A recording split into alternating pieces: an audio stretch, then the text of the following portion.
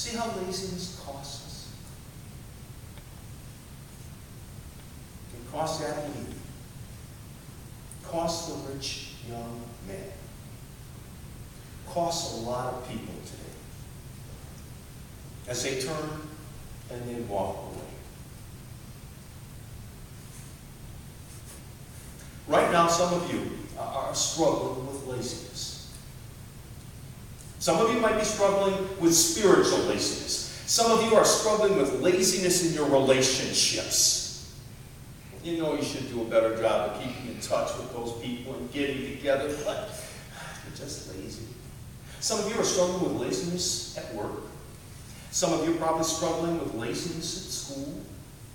We heard some of our youth admit they're struggling with laziness around the home, choring. A lot of people struggle with laziness. But it costs us.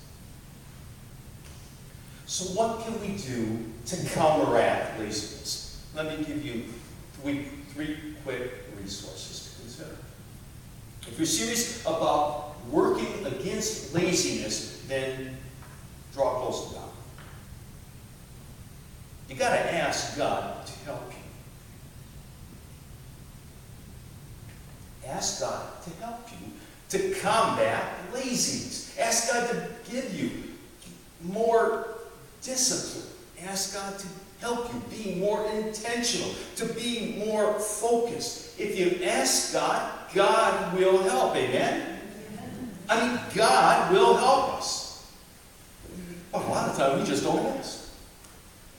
So ask God to help you stay more focused. Second resource, ask others to help you by harnessing the power of accountability. If you want to be more focused in coming to worship, and you've been lazy there, then ask some people to hold you accountable, to go to worship with you. You hold them accountable, they hold you accountable. When you feel lazy, like not going to worship, they come and pick you up, and so you got to go. So, and then when they feel lazy about going to worship, you go get them and pick them up, so they have to go. Accountability. If you've been lazy with your health, you want to start exercising? Get an exercise partner. If you want to start doing some service and some volunteering at church or at the hospital or at the school, get someone to do it with you. Hold each other accountable. Accountability is a wonderful resource. So utilize it. It helps in combating laziness. A third quick resource, make some goals and set those goals in front of you. And when you accomplish those goals, take joy in crossing those accomplished goals off your list. What happens is after a while, you kind of look forward to crossing some things off that doggone list of yours, and you start building a little momentum here, and all of a sudden now you've got the list half done. Bonnie, my wife, made a 3-page list of things that she wants to see happen with our house. Now, we really haven't done a lot over the last number of years with our house. Upkeep, painting, a little improvement here. And so finally she sat down and she made us this 3-page list. Small sheets of paper. But you know something? Since she made the list, some of those things we've done. And some of those things have been crossed off. And they probably wouldn't have happened if the list hadn't been made. You see, that's the power of having a goal. Having that goal in front of you.